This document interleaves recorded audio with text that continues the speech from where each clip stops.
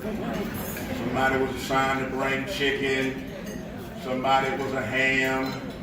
You know, if you couldn't cook, you had to bring some ice. Where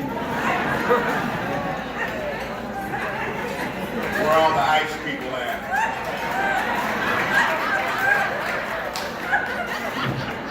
You are not alone. But along with bringing your particular item to the family member's house to make up the dinner, those people also brought their personality. They brought their stories. They brought their failures. They also brought their accomplishments. They brought their swag for the younger folks, or their spunk. So it was not just what they brought to the table to make up the meal, it was the person that came as well. It took all of those different individuals within that family to make up that family community or to make up that group. Many of us have been encouraged by those dinners, by our elders, to strive hard, stay focused in school, make better decisions at those dinners. And it's just like today.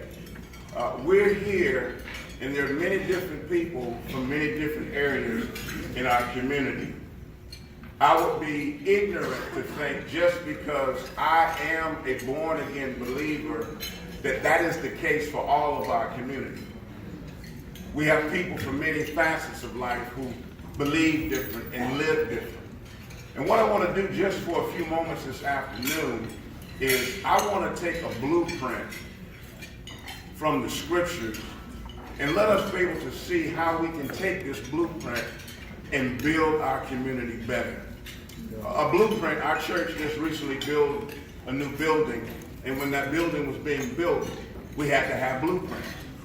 Now those blueprints, whether we were in St. Petersburg, Florida, Tampa, Florida, San Diego, California, wherever we were, those blueprints work the same. Because it's a diagram that's used on how to build the structure. Amen. What I want to look at is a particular passage of scripture. I am a preacher. I'm going to try not to preach. Amen. So try your best to hold your amens. Oh, you already done messed up. You already done messed up. But I want to communicate. I don't want to just preach. I want you to be able to hear God's desire on how to bring a group of people who have different beliefs, different viewpoints, come from different areas in life, but have the ability to come together for a common cause to make something happen when something is going on in the community. That passage of scripture, it comes from the book of Nehemiah. Nehemiah, who was a cupbearer in the kingdom of King Artaxerxes in Babylonian captivity. At this particular time, Nehemiah is presented with a situation that really burdens his heart. Hear me out as I point out just a few things in this text, because as we look at Nehemiah, who in this text is a Jew or a Hebrew, who are still God's chosen people, but also within the first couple of chapters of Nehemiah, there are people who did not know God. There are people who are in idolatry. There were people who could be cared less about the God of Abraham, Isaac, and Jacob. However, these same people were needed to fulfill the cause of the burden of Nehemiah's heart. A few things I want to point out in this. If we're going to make a difference in our community, if we're going to bring about greater change in our community, the blueprint that we see from this text with Nehemiah is, number one, first, we need to have people who have a burden for the community and a desire to do something about that burden. All right? You got to have a burden for what you see happening in our city. We have the luxury this afternoon. You look nice. Everyone cleaned up very well. But we have people who don't have that opportunity because of the way that they live. Not always at their fault, but it's the hand that life has dealt them. Nehemiah here, he is the king's cupbearer. And one time, there are some of the men that come from Jerusalem after Israel has been released from captivity. It had been 20 years that they had been freed from the captivity, but this particular time, Nehemiah asked his brothers of what's going on. He says here in chapter number 1, he says that the words of Nehemiah, the son of Hilkiah, it came to pass in the month of Chislev, the 20th year, as I was in Shushan the palace, that Hananiah and one of the brothers came, and a certain men of Judah, and I asked them concerning the Jews that had escaped, which were left of the captivity, and concerning Jerusalem. And they said unto me, the remnant that are left of the captivity, there in the province, are in great affliction. They're in reproach. The wall of Jerusalem also is broken down, and the gates thereof are burned with fire.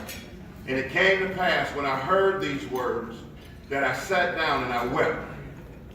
I mourned for certain days, and I fasted, and I prayed before the God of heaven. What Nehemiah was presented with was something that literally felt like a weight was dropped on him. Because he is in a position now where his place is safe. We have to be very careful with safe, because safe can make you complacent. And so Nehemiah, at this particular time, it's amazing to me, it had been 20 years and his heart wasn't moved. I say that because there may be someone here today, you've been watching something in your community, and now it's time for you to make that change. At this particular time, he's grieved. He doesn't eat. He's fasting. He's crying because people like him are in trouble. He's quote unquote living in the lap of luxury, but God gives him a burden and a desire to do something about the situation. So you got to have a passion. You got to have a desire. Number 2, after having a burden and a desire to bring about change, you need to have access to resources to help bring about the change. In chapter number 2, verse 1 says that it came to pass. Remember, this is the blueprint. This is the blueprint. It came to pass in the month of Nisan, the 20th year of our taxes. The king, that wine was before him, and I took up the wine, and I gave it unto the king. Now I had been before time not sad in his presence. Wherefore the king said unto me, why is your countenance sad? Seeing, are you not sick? This is nothing else but the sorrow of heart. Then I was very sore afraid. And I said unto the king, let the king live forever. Why should not my countenance be sad when the city, my community, when the city, the place of my fathers graves, lie in waste, and the gates thereof are consumed with fire. And the king said unto me, what do you want me to do? So I prayed to the God of heaven. Verse 7 and 8 it says, moreover I said unto the king, if it please the king, let the letters be given to the governors beyond the river, that they may convey over to me until I come into Judah, and a letter unto Asa, the keeper of the king's forest, that he gave me to have for timber, for the beams, and for the gates of the palace, and it appertained to the house, and for the wall of the city, and for the house that I shall enter into. And the king granted me according to the good hand of the God upon me. The older I get, I realize in life, it's not always what you know. It's a lot of times of who you know. If we have any NFL fans in here today, the New York Giants chose a player named Daniel Jones. And if you're an NFL player, NFL fan, you kind of wonder, why in the world would they take this man, the number 6 pick in the NFL draft? Well, he knows the Manning family. So a lot of times it's not what you know, it's who you know. And so as you have a burden in the community to see a change, you don't just open your heart, you got to open your mouth, because there's people who have your resources. Wow. We have not because we ask not. All right now. If you're not moving on that desire and that burden because you don't have money, that's an excuse. Because if you step out in faith, the money will come. The resources will come. The people will come because they'll believe in your vision.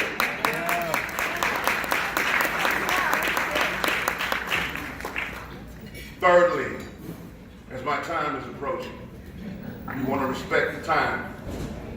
My mama raised me, somebody invites you to the house, you respect the house. So having a burden for your community and a desire to see change, and also having access to the resources to bring about that change, you also need people who are willing to do the work. In chapter 2, verse 17 and 18, it says, "Then said I unto them, you see the distress that we are in, how Jerusalem lies in waste, and the gates thereof are burned with fire. Come, let us build up the wall of Jerusalem, that we be no more a reproach. Then I told them of the hand of the God which was with me, and also the king's words that he had spoken unto me. And they said, let us rise up and build. So they strengthened their hands to do the good work." There are people who see and feel the same way you feel about the problems in our community, who are willing to come alongside you and will help you do the work. One of the things I've seen happen in our country time and time and time again, when a storm, as Representative Wingate Newton spoke about, the storms that hit the Panhandle. Anytime a storm happens, we see people out of the woodworks. They give their money and they give their hands to the work anytime a storm hits. There are some storms in our community. Preach, Pastor.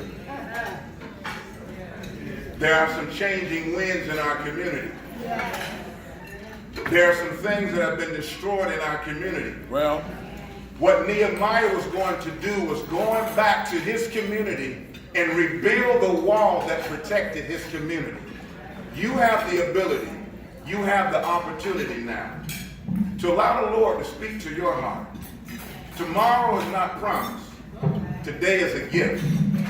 Will you be a storm chaser or will you be a storm solver? Thank you for your time.